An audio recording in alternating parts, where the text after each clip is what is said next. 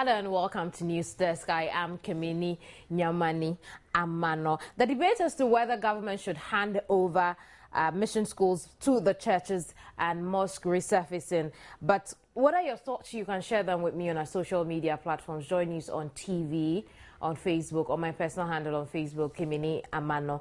Or if you tweet, you can tweet at Kemini, or you can tweet at Joynews on TV. On the program this morning as well, Speaker of Parliament Edward Duaja, who wants the House to investigate claims made by civil society groups that genetically modified organisms are not safe for consumption. And what do you know about GM foods? You can share your thoughts as well on the platforms aforementioned.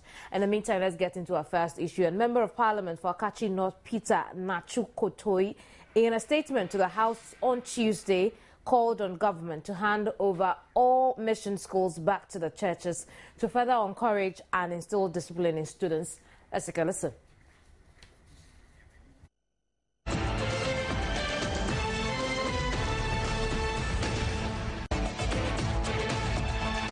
The Member of Parliament for Akachi North, in a statement to the House, called on government to hand over all mission schools back to the churches to further encourage and instill discipline in students. Mr. Speaker, the role of mission schools in the country cannot be overemphasized. Apart from establishing the schools, religious teachings and discipline among the staff and pupils became the hallmark. Pupils and students were taught to avoid moral weaknesses. The teacher at the time was more than the guardian and father of the child and had the support of the community to discipline the child. His comments drew other members of the House into a debate, with several members from both the majority and minority side questioning the practicality or otherwise of the statement. But all these mission and religious schools have not been uniform in relation to the effectiveness of the management of their schools. And so as we open the debate, let's not make it a one-way traffic, but begin to see some of the challenges associated with these religious and mission schools that can further be improved. We are a religious country, but we are not a denominational country. So when it comes to doctrine, are we then going to say that if you attend Methodist school, it's the Methodist doctrine that should be applied? But I'm saying that all these issues can be discussed, and then we get a certain outcome. Because I know that many of the basic schools in this country that were set up by the mission schools are being funded to some extent by the churches.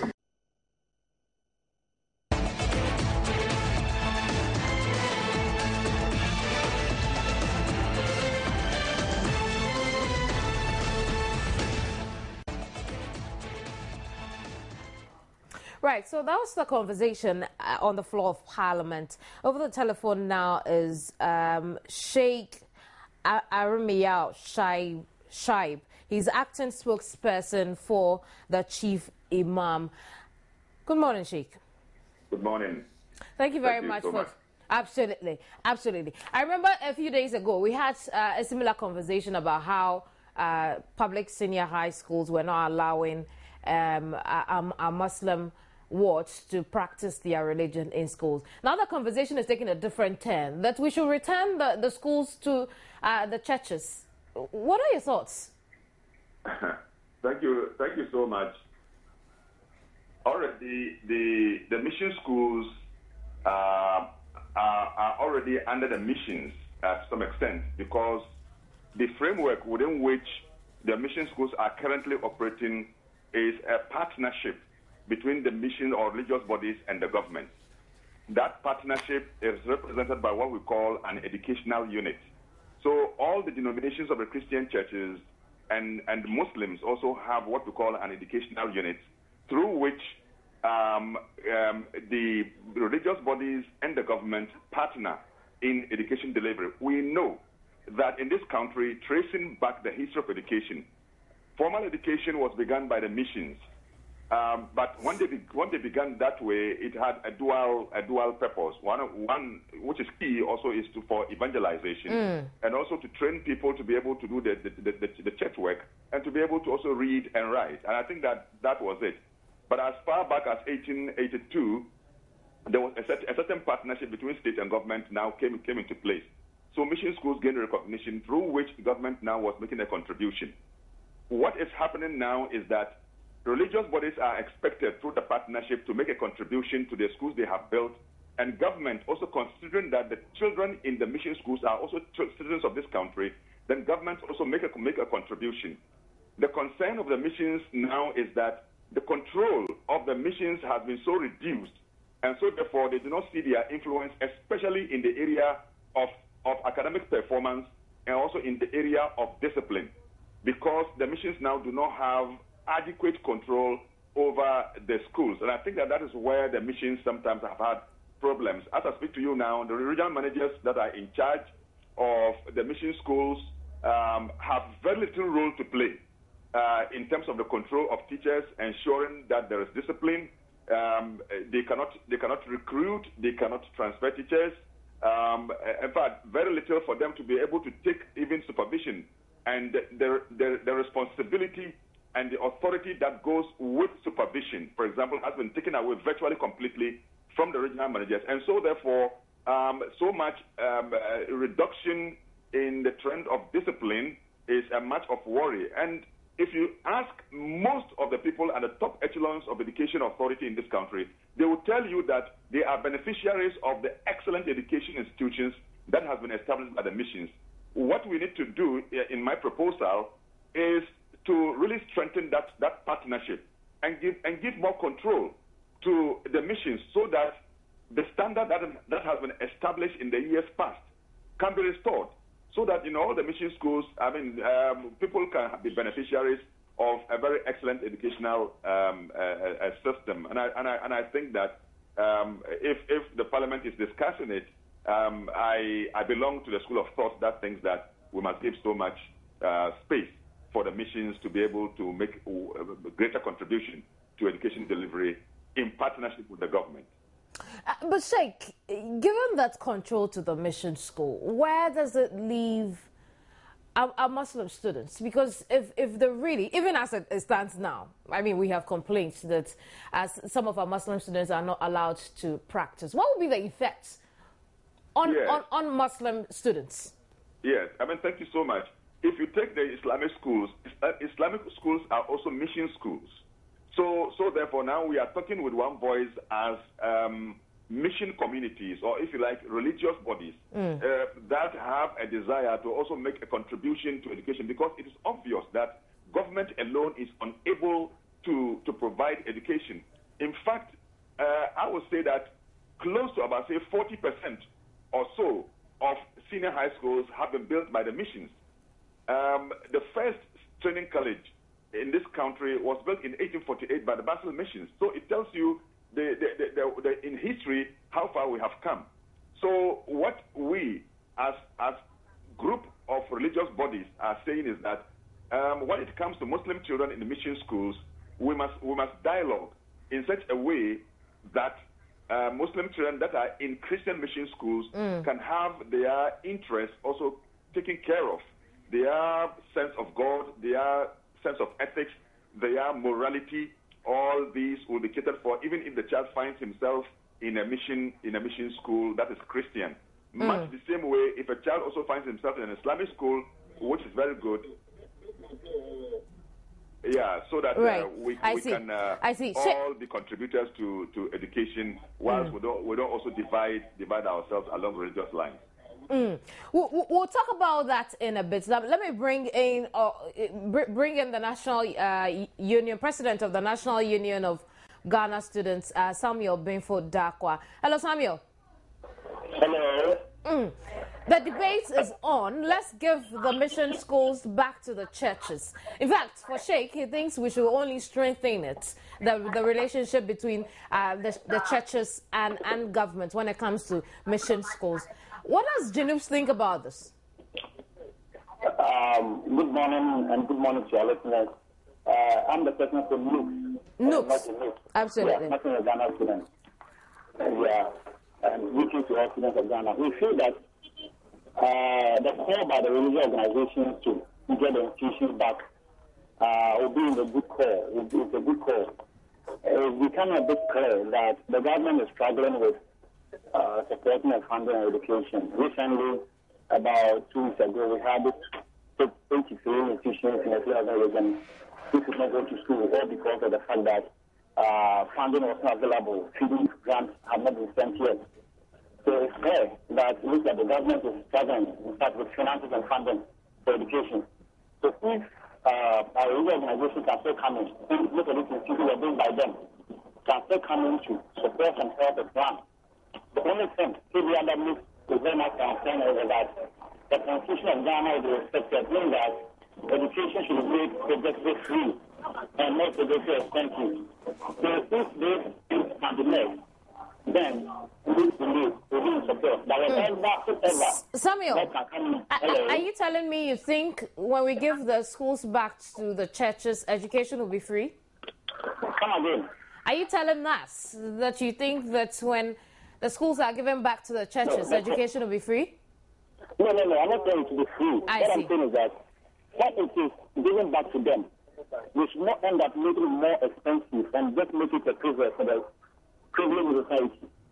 That is what I'm saying. So I'm just saying that they can have it back and support.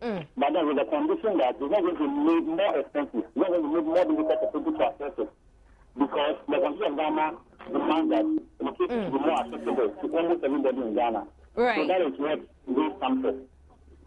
Samuel, is that not an easy way out for government to say, well, government doesn't have the money anymore, so let's just give back the missions to the schools to the churches? We realize that sometimes government even go out to some of those development partners to seek support and speak up to run education. So if there is a way that the government can really partner with local organizations like our religious organization, it's just trying to reason that there's only for us to worry ourselves going out there with cap in hand going to beg for resources to come and run education. If indeed there are people locally, there are organizations locally that we can partner with to support to run education effectively and make it more accessible and make it more cheaper for students in Ghana. It's just that reason that we need to do it.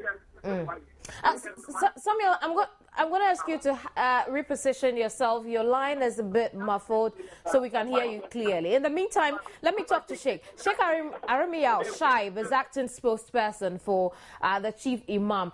Sheikh, I was asking, is that not an easy way out for government to say that, well, we don't have the money anymore, or morality is fallen, and so let's just give the schools back to the missions or the churches? I think that there is a proposal. Now, that proposal is we should be able to categorize the schools into public schools, completely public schools, and then mission partnership schools.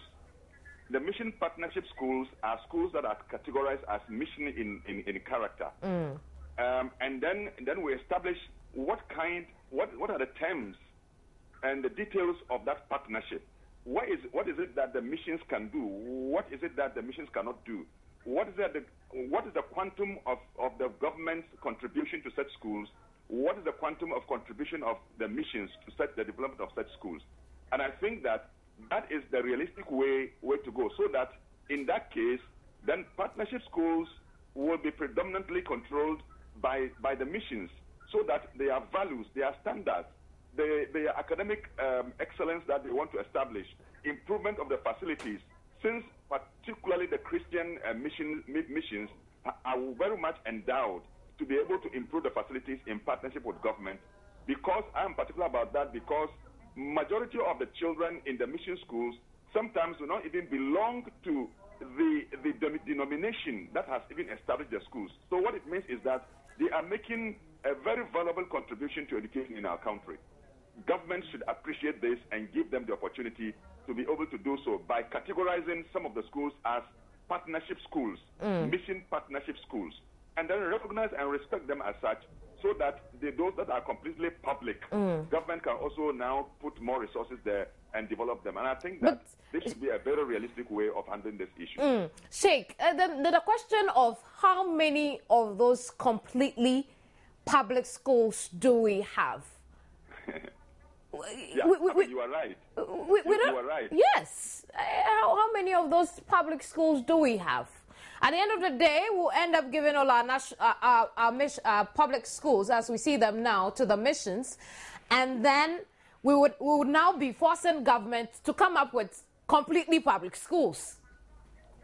You see, already it comes to the idea where the president in his manifesto has proposed that the government wants to build 200 more senior high schools. Such senior high schools can be completely public. They are not mission in character, and so they must be allowed to operate as such. These mission ones, they are there already in existence, but new ones are also coming up. And I believe that the government is still expanding access, and by access it means that government is expanding infrastructure. So that's why it's a partnership. It is obvious that government alone is unable to provide adequate facility for education in this country. It's very obvious. And the missions alone also cannot provide adequate schools.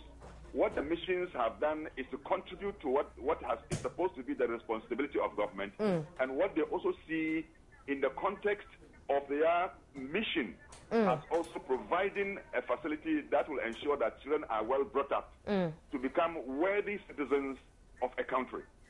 And I think that I rather want to see the government appreciating the role of the missions and strengthening and encouraging them to be able to do more by giving them the little support that the government is able to do, and then government turning attention more also to the completely public schools, so that together we are working together and building up the citizens of our country. But government to remove its hands completely and hand over the schools completely to the missions is a non-starter, because I am sure that the missions also will not be able to provide completely everything that is needed for education in the country. Very well. Let me bring in Samuel now. Samuel, the missions set up their schools so that they could instill their own religion or their own practice into the students who come through the school. I'm just, if you could lower your radio set, it's giving me very bad feedback so you can hear me. I found myself at a place where there's that noise. I'm sorry. I see. Right. Now, let me try again. I'm just saying that the missions set up their schools so that, in effect, they can also instill their practices, their religious practices in the students they bring up in that school. When we do this at this point, when we have a secular constitution, do we not risk educating our future leaders along religious lines and the effect it could have on the country? Yeah, that is one thing that actually your question I also wanted to talk about. That we said that the religious organizations can take back their institutions and then train them along that moral rights and everything. Then the question is, what will happen to our sisters and brothers who also will go to these institutions that do not belong to the religious organizations? How bring them up? Are they not members of the nation? Are they not students? Are they not citizens of Ghana? So I think we also need to look at it that what you're saying is not realistic. You said, you also asked a question about the fact that how many students public schools have the government got if all the religious organizations. It also tells us how possibly woefully the nation has failed in terms of providing adequate education for students in Ghana. If there is a fear that when they take it, the religious organizations, their institutions, they think that the left are so small, then it tells us that yes, the state indeed is not providing enough for the nation, and therefore, if we look at so much the adopted, discussion must go on in Ghana. This fund was set up to facilitate and help education in Ghana. It's in process now. The funding from VAT is not going to get funds now. The rest is not getting the resources to really run and do support education that is being supported. So I think that it's not just a simple question of just giving the institutions to the religious organizations. That is part of it. But a holistic approach must be adopted to look at how we're going to provide access to the masses, to the people that are growing. And now it's so desirable, everybody in Ghana wants to educate herself. And it's something that's very good for the nation. But then, if the nation prepared for that, are you willing to provide the facilities? What investment are you making in there? With minerals and everything. So they should do a way of doing it. And do the real organization think that they providing supporting these educational issues can make people better, then we should look at it holistically to the other public institutions, not just those that belong to them. What happens to African brothers who go there? I see. Sammy, I'm going to have to say thank you to you for joining us. I also want to say, I want to say that we are also more concerned about cost of education in Ghana. We are very much concerned about it. Yeah, I'm sure you made that clear at the beginning of the conversation. Thank you very much, Samuel. Samuel Binfo Dakwa is president of the National Union of Ghana Students. But I still have Sheikh Armiyao Shaib. He's acting spokesperson for the chief imam, and he's also in charge of Islamic education here in this region. And we'll continue the conversation quickly, and would look at wrapping up. Sheikh, I'm going to pose the same question to you. When we have the Muslim missions taking back their schools and the Christian missions taking back their schools, and perhaps maybe the other religions also set up their own senior high schools, what are we doing to the nation? Yeah, I mean, it has a tendency to divide the country along religious lines. Now, if you consider what is happening in the Central African Republic now, then you can understand how dangerous it is for us to go sharply along such lines. What is happening in Nigeria with the emergence of Boko Haram and leading to the burning of churches and mosques here and there, we Ghana are blessed. In Ghana here, we are blessed that though we are a mixture of Muslims and Christians, and there has not been an occasion where we had been at each other's throat. And for me, it's a special character and a blessing for our country that we must keep and preserve very well. That is why giving the schools back to the missions does not mean dividing Muslims and Christians. The missions are able to establish standards, raise the standard of discipline and academic performance. And the track record is there. They have a track record to show to the whole of the world. And the history of education in this country has indicated that most people in the top hierarchies of government and in educational institutions have all indicated that they are beneficiaries of the excellent educational institutions established by the missions.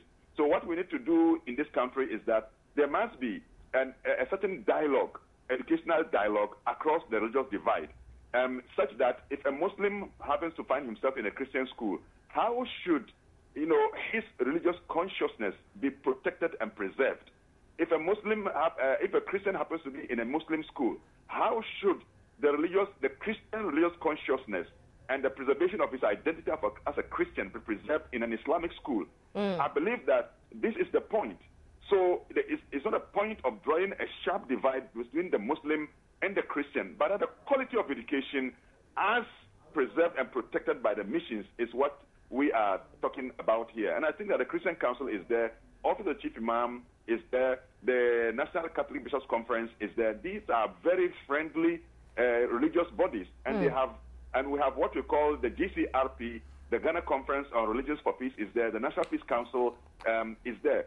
These are bodies made up of top religious leadership that are able to sit down and look at the future of our education, because morality has fallen to its lowest ebb. The discipline in our schools continue to fall. Performance keeps on falling, and that is why we have to see the need that the missions have the secret, and they have something to be able to do to restore discipline in our schools to excellent standards. And I think that the government must rather look at cooperation and collaboration rather than wanting to reduce the control of missions in the schools that they have established. One other question that comes to mind is, how many of these Islamic schools do we have? Then it makes me want to ask you, if we were to go along this line, what would be the effect on Islamic education? Not Arabic education, but for students who are Muslims. Yeah, you are right. Does Islam have the capacity as it stands? Good. But you are right. As somebody who is managing education within the Muslim community, I will tell you that my community is not well endowed to be able to provide many of the schools as the Christians have been able to do. Because if you compare the Muslim community with the Christian community, the Christian community is better endowed because they are made up of many denominations, and each of the denominations is able to make a certain contribution. In our case, we have only very few, and these very few have established very few. As I speak to you now, we can count less than 20 senior high schools established by the different groups within the Muslim community. So we don't come close at all to what the Christian community is able to do. That is why we as Muslims even cherish our relationship with the Christian community.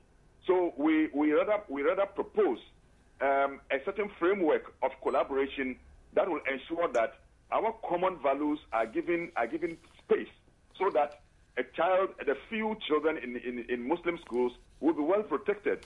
The many Muslim children that are in Christian schools will be well protected.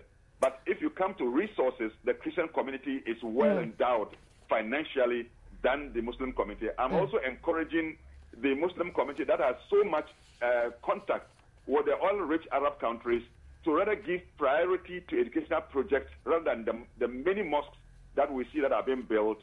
That will mean that we are also making a contribution and supporting even the Christian community for what they are doing. I am a beneficiary of an excellent professional education in teaching from an Anglican training college in Sepirioso. Did you have to practice as an Anglican? Yes, I don't practice as an Anglican. I mean, back in school. Pardon me? Back in school, did you have to practice as an Anglican? No. In fact, the school authority had so much regard and respect for me that they accepted my proposal for me to be exempted from church service. I see. But I participated briefly, and later, getting to the end of my course, I was exempted, and I was allowed to go to the mosque on every Friday. In fact, every Friday in the afternoon, I was permitted. In fact, I would have even taken an expiat. It became a known practice that on Friday, Malam, they used to call me Malam in the college. They know Malam will go to mosque, so they did not worry me at all. And I think that there are other schools that are also doing so, except that few of the Christian headmasters and headmistresses are so much passionate about their religious thing that they sometimes compel Muslim children. Even in public non-mission schools, we find that headmasters and headmistresses compel Muslim children to go to church, which I think that is unfair. I will even understand if it's a mission school, Catholic, Presbyterian, Anglican, and this is being done, you can sometimes even understand. But when it's a public non-mission schools, I think that there's no grounds for non-Christian children to be compelled to go to Christian Sunday church service. But that we can establish a certain format of religious and moral training that caters for the interest of all the different children of different religious persuasion in the school. For example, I am proposing that it's kind of a moral training kind of program where a sheikh can be invited to the school to talk morality. A pastor can also be invited to talk morality. And I think that the children will have the benefit of understanding morality across the religious divide. That further strengthens our interfaith tolerance and respect, mutual respect across the religious divide. That further strengthens our unity as a nation. Ghana is blessed, and I think that we should not underestimate this kind of blessing.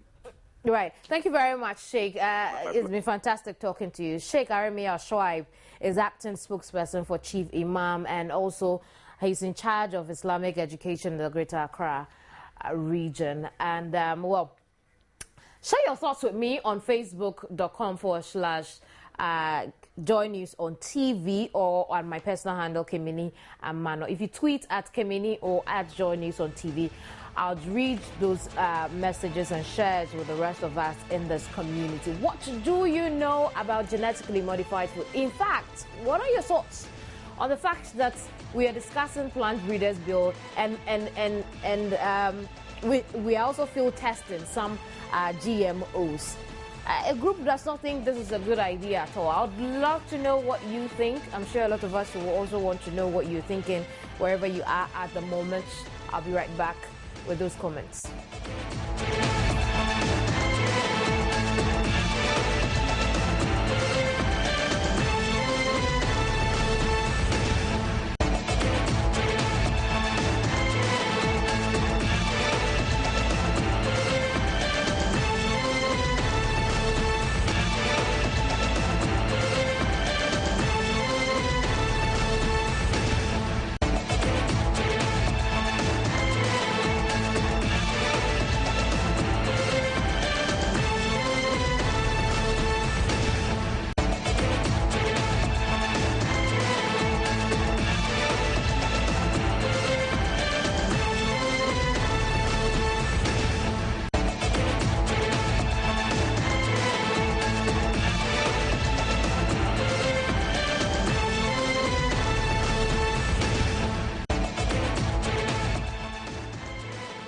You're welcome back, and I'm happy to say that there are tons of messages about or comments about the issue that has to do with returning schools to the churches, mission schools to the churches. Mohammed Abubakar Muabsada says it is worrying because no Islamic school will ever force a Christian child to offer a Christian child to offer the Muslim prayers. Why should such schools force Muslim students to Christianity?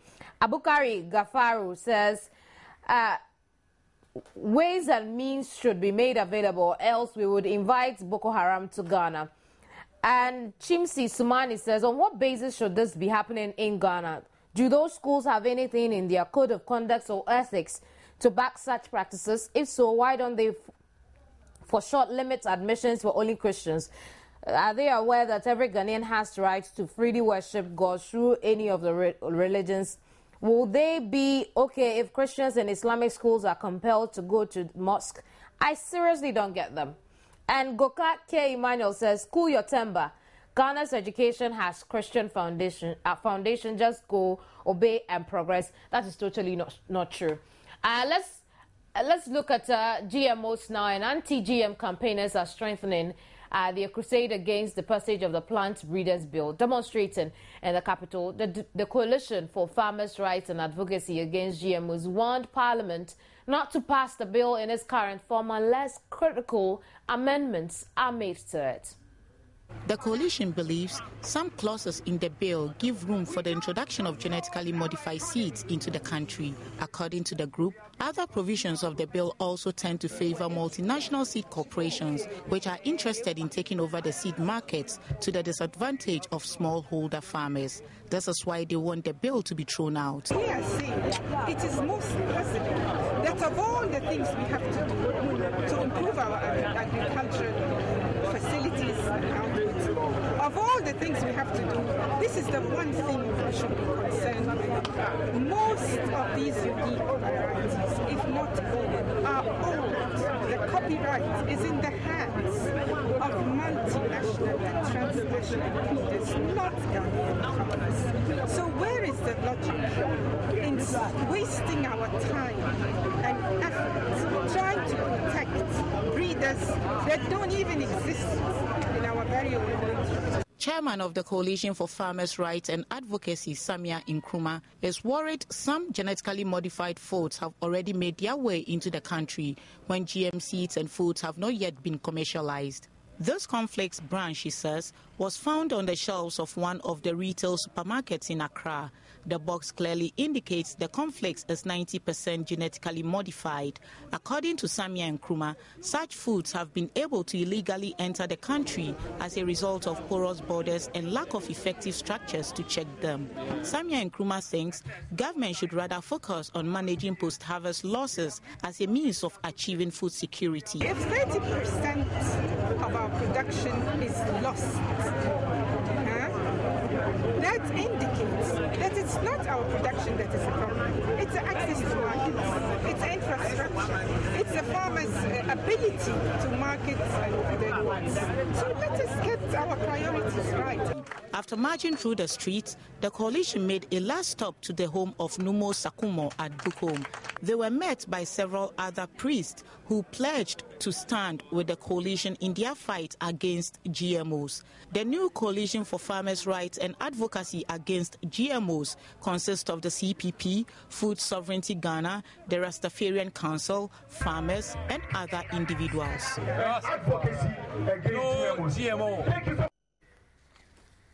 With me in the studio is a member of the Coalition for Farmers' Rights and Advocacy. He's also Deputy Chair for Food Sovereignty Ghana, Duke Tegwo. Thank you very much, Duke, for joining us on News Desk. Thank you. You don't think Parliament should pass the bill as it is now? Why? We are raising caution to some of the clauses of the bill, which is just a giveaway of our cultural heritage and also the right of Ghanaian farmers to save their seed, protect them for posterity. And this is what has formed the basis of our advocacy and drawing the attention of Ghanaians to the Plant Breeders Bill currently before Parliament, let me say that we thank Parliament for giving us another opportunity to debate this issue thoroughly, and especially the Speaker of Parliament, before it is finally given another look or possibly struck out of Parliament completely. What this bill is going to do will only put the right to produce seeds into the hands of a few multinational corporations. In fact, it is going to bring about the system which will ensure the dependency of Ghana on these multinational corporations of the West every year, when we have to buy new seeds, and when they also have to sell the toxic chemicals that accompany the particular seeds they bring to our country. And we are also very, very, very alarmed that the CSIR of Ghana, which is sponsored by the taxpayers' monies, and which have conducted research which has yielded 79% to the institution, is being forced to put away very, very important researches they have done into the various crops we have in this country. And the researches have led to high-yielding varieties, and they have also led to pest-resistant varieties. Like what? Let me give you an example. Maize. The CSIR has done research into improved varieties resistant to the maize streak virus. And these have also led to the production of quality protein maize, such as Golden Jubilee or Batampa, Mamaba, Dadaba. For the first time in the history of Ghana, yellow quality protein maize for the poultry industry was released in 2007. And this research brought about a 79% internal rate of return on the maize research. These are varieties which are going to be controlling the pests that farmers are confronted with. Don't we have some of them already? These ones are being used by Ghanaian farmers. Good. These are property of Ghana. We don't pay royalties to use these ones. Because you said they are being forced to shelve their research. What is happening is that with the introduction of the GMO seeds that are on confined field trials at the moment, the seeds were not produced by the CSIR. They were produced by some other foreign companies. They are giving it to the CSIR to test it on our land, to find out whether it is going to yield and do whatever they claim it is going to be. Whilst they have done their own research, this one is a property of Ghana. We don't pay royalties to use them. It is not just that. They have done research into rice. You understand? Research into legumes, cassava, yam, plantain, even coconut, pepper. You know, fantastic research, even cotton. We have done all of these.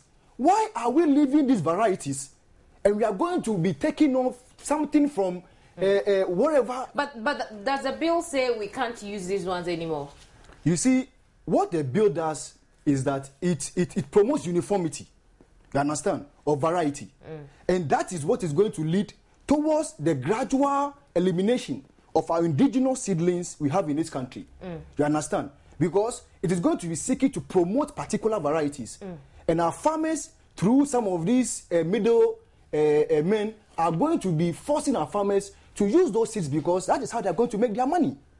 You understand? So what we are talking about is the fact that if we allow these things to survive, the bill is going to eliminate jobs, and it's also going to lead to a serious unemployment situation in our country. Because the farmers will have to go and buy these seeds every year, you understand, from these foreign companies. And apart from that also, when this happens, they also have to be relying heavily on toxic chemicals coming from this company.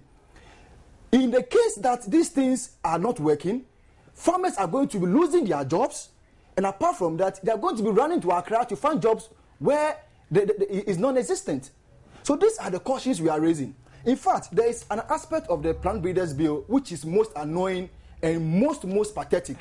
It has to do with clause 23. Would go through the clauses so that I know you've outlined some clauses over here as to the fact that they may be too legal and we may not know the effects if this is passed.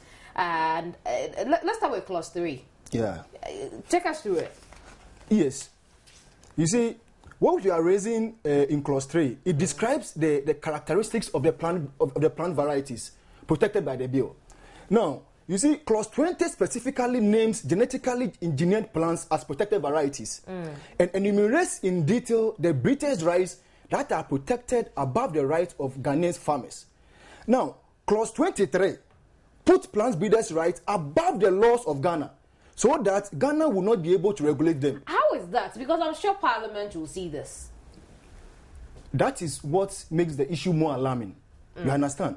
Clause 23 says that the plant breeder has a right to regulate or produce whatever varieties they want to produce here without government having the right to even question whether these particular varieties will have any effect on the environment or the people going to be eating this food. You understand? Then even when we come to the mineral rights, government have a certain, say in the kinds of, practices that are taking place in that industry. Why are we making this open-ended for plant breeders to lay sway over everybody and decide for us what you must eat in this country? Even at all, they think this thing must come to this country. We can't understand what is happening. But you do realize that we may already have some GMOs on our markets. And this is another problem that Ghana is confronted with.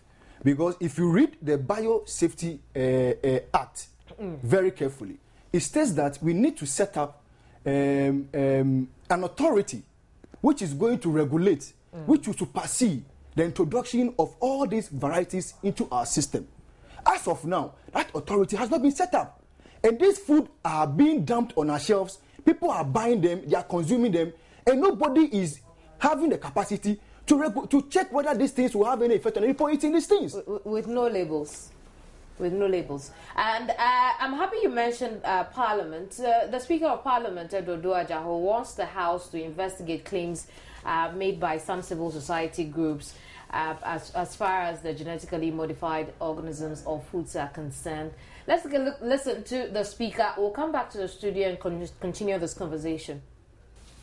In a statement to welcome members back to the House after their Christmas break, the Speaker of Parliament, Edward Duajaho, said he has taken note of concerns raised in the Biosafety Act 831 of 2011. I will therefore call on leadership to take note of the Biosafety Act vis-à-vis the Plant Breeders Act and all the petitions that have been submitted to this House, so that we can arrive at a certain consensus and map the way forward. The Speaker thus referred the matter to the House for onward deliberation and for a report to be presented to him in the coming days. Right, so that was Speaker of Parliament Edward Duajaho. Duke Tego is here with me in the studio. He's a member of the Coalition for Farmers' Rights and Advocacy Against GMOs, and he's also a Deputy Chair for Food Sovereignty Ghana. Duke, you heard the Speaker. That must be good news for you. That is good news. And we thank Parliament and the Speaker of Parliament, Edward Duajaho especially, Right Honourable, for giving us this opportunity and giving Ghanaians in general the opportunity to debate the issues further before we consider them. But we are very hopeful that if we do a dispassionate analysis of the issue, a deeper one, which involves all sectors of society, these bills are going to be struck out of Parliament, because all it seeks to do is to just hand over our sovereignty, our right to control our food, into the hands of a few multinational corporations. And this would definitely not pass for any country, any Ghanaian wealthy sort who understands the import of controlling your food tied to your economy. Let's not forget that the Ghana Export Promotion Authority has come out very recently to state that if Ghana should be labeled as a GMO producing country, we are likely to lose our share, the non-traditional export market in the European Union. And everywhere around the world, people are raising caution to the consumption of GM foods. People are now spending more money in buying organic or natural food. So why are we not encouraging our farmers and our institutions to concentrate on this, and rather we are going to be introducing this ones into our environment? The Ghana Export Authority has said that Ghana is likely to increase its share of the organic market in the European Union to a tune of 7 billion by 2017. What the U.S. Embassy in Accra is going to be offering us, those $850 million, is peanuts. And the government of Ghana must stand on its feet and say that no. So what now that the Speaker has made known that we should reconsider the bill investigates these claims you're making. What would be the discussion you expect them to have? All right. Already, a number of petitions, we are aware, have gone to Parliament. And what will happen is that this will provide the needed time and the space for Parliament to look at all of the petitions in its entirety. Because I know that petitions have come from the Ghana Fishermen and Farmers Association, strongly against the Plant Breeders Bill and the Biosafety Act, which actually introduced GMOs into our country. I know that the Ghana Catholic Bishops Conference have a stand on this. I know that the Ministry of Health have also come out to state the health implications of this on Ghanaians. Right. I also know that civil society organizations in their numbers are coming out to speak. And therefore, I think that it's important that they look at all of these and also possibly organize a national debate, you understand, which would bring the interest of everybody to the table. For me, from what I see, all of this is just going to end up to someone like Alhassan Sandu having to become an agent for Monsanto to be selling their seeds here in Ghana. He's not this here. is what we believe is going to happen. So is Margareta Tipo. So I'd is rather also we have a conversation all of them. without In fact, mentioning names, we think that because they won't be here to defend themselves. But I have a soundbite from Professor Alhassan Sandu. Let's take a listen, and when we come back, I'll read some of your comments. We'll wrap up the conversation with Duke. The Plant Breeders Bill actually is for the protection of intellectual property in the area of development of varieties of plants. It's just like somebody has patented this laptop or whatever it is you are holding. He doesn't want others to come and use it without paying for his knowledge. So it's a similar thing, that somebody has spent maybe thousands or millions of dollars to come out with a particular high-yielding variety, and he wants to take benefits of that investment. So now with this type of bill in Parliament, he can go to protect it in the country. This has nothing to do with GMOs per se, though GMO is a plant variety. It doesn't come in. I don't know where the thing was resurrected from. The Plant Breeders Bill comes from the UPOF Convention, and UPOF is really closely associated with WIPO in a way. In fact, even they share offices in Geneva or somewhere like that, in Geneva. So, but they focus on making sure that people who spend their lifestyle and money investment to come up with new plant varieties, they get benefit for it.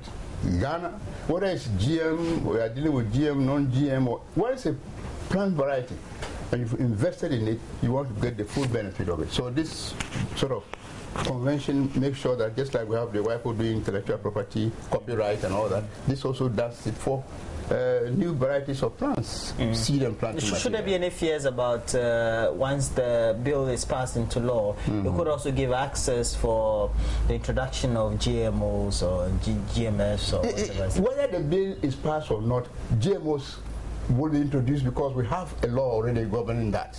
So that one takes care of that. So this has nothing to do with it. This is what I'm saying.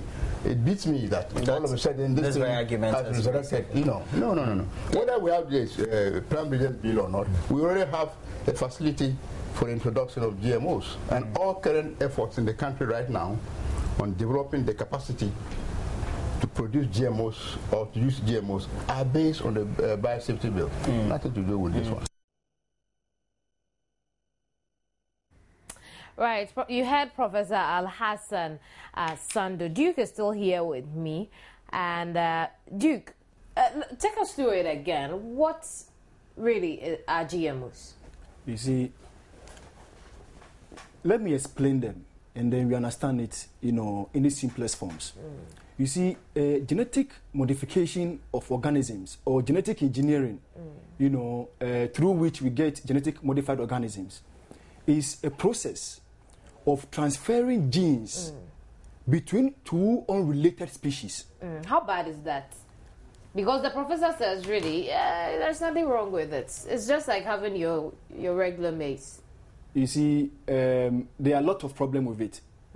There are moral questions to it, and all of them must be raised in its entirety. Number one, you see, for instance, if you take Bacillus thuringiensis, it's a particular bacteria we have in the soil. You understand?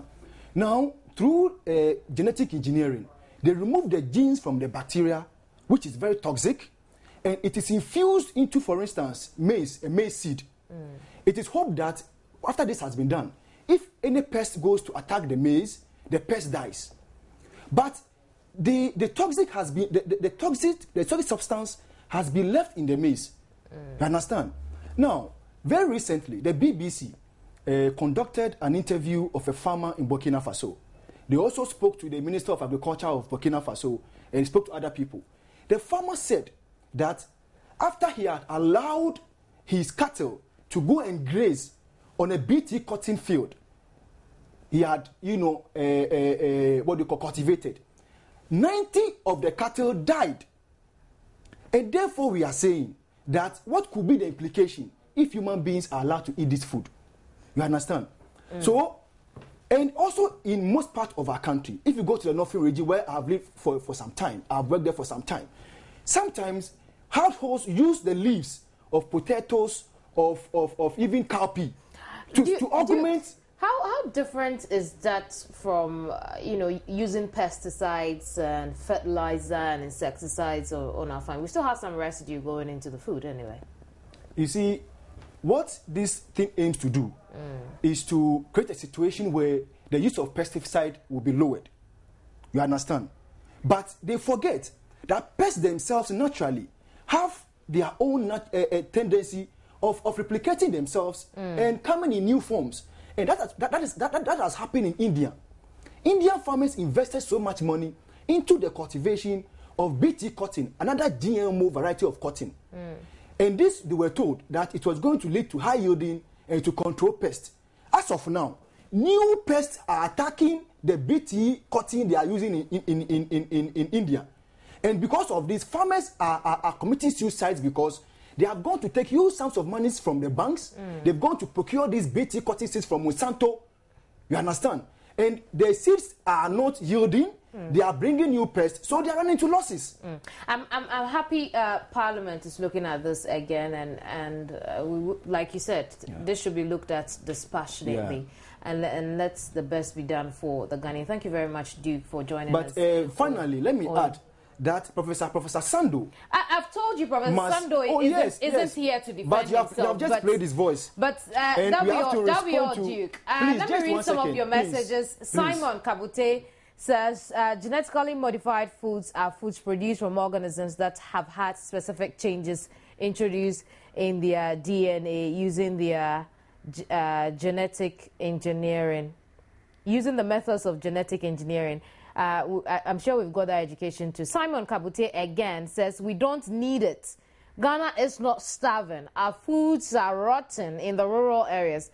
All we need is the proper ways to store our food during the season of harvest. Salifu Munimbo Osman says they tend to satisfy our hunger but harm us in the long run. Erikel Opong Asante says you can't tell the difference and it tastes the same. Nasiro says, OMG, they are the cause of serious health hazards in the world, especially in Africa. It's also one of the means to enslave the Africa again. Alexis Zaruk says they are bad. They are bad. Let's fight against this. We don't need such things in this country. Ghana has no run short of food crops. Malik Fango says genetically modified food indeed. This could also be the cause of early death in our society today. Tria, this shouldn't be approved at all. Samuel Jesse, is it true that this GM foods can change paternity of a family? I'm not sure. Ofori Ebenezer says the picture is a misrepresentation of what goes on in the lab. In as much as I don't want us to accept GMO fully, if we don't take care, nobody will even ask you to adopt with the rate at which we are destroying our environment. Yeah, those are Ghanaians speaking. Shota Glav says, GM foods are slow killers. It will kill us all. God help Ghana. Xavier Dagadu says, the interesting side is the way we have a cruel parliament that doesn't care about the people. Fortunately, the speaker says we should look at it again, which is good. Edward Corbiner says, where from this at all? Too much knowledge is killing us. Ghana is rich in vegetation such that even if you sow a seed anywhere, it yields fruits. Why do we want to kill ourselves with man-made foods? As for me, I don't support it. But those are your comments, and hopefully the Parliament of Ghana would listen to these comments you have shared with me and the rest of us in this community on social media. That'll be all for this hour. Thank you very much for staying through on News Desk. My name is Kimini Nyamani Amano. I'll see you on midday on News Today. In the meantime, enjoy the rest of our programs. Goodbye for now.